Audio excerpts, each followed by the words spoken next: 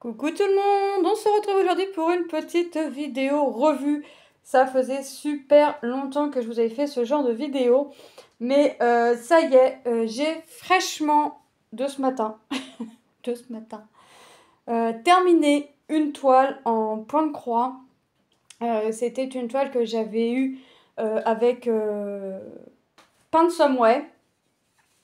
C'est une 11 CT et une 36 par 36 cm. Elle était composée de... On va regarder les couleurs, comme ça vous allez voir qu'il me reste... Je ne vous montre pas tout de suite. 9 couleurs et j'ai encore de toutes les couleurs. Voilà.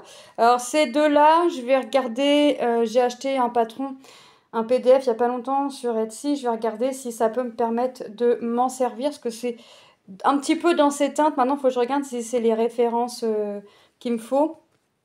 Ou même celle-ci, peut-être que c'est possible, la 8e. Mais vous voyez, j'ai vraiment de toutes les couleurs. J'ai pas eu peur de manquer. Et croyez-moi que cette toile, j'ai fait des nœuds, j'ai fait des grands trajets, j'ai fait...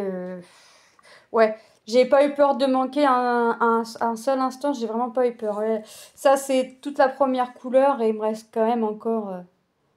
Voilà. Donc... Voilà pour les couleurs qu'il me reste.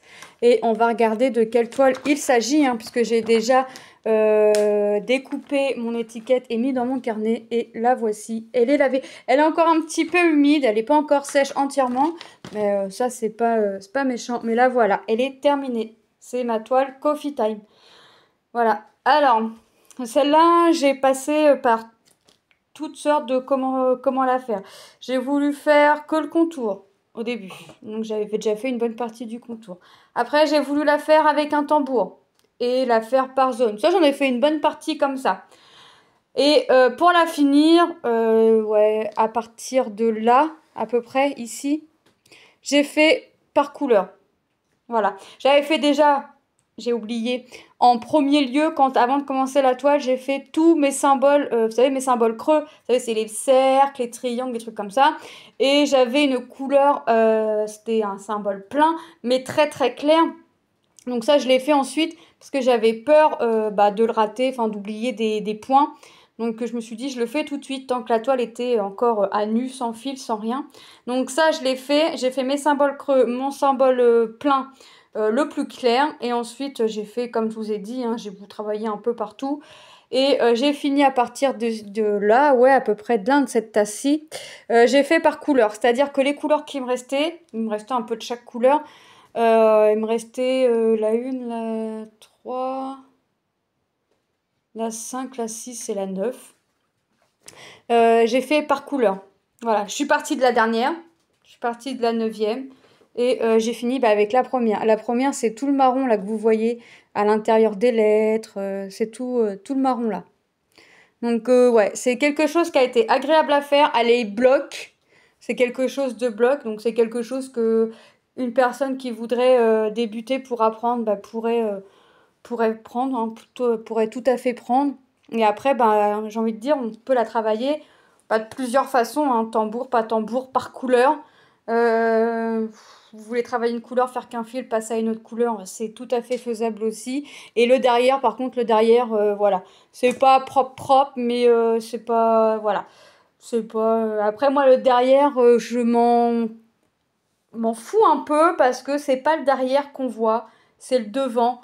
Donc une fois que c'est encadré ou quoi que ce soit, j'ai envie de dire, ça se voit pas.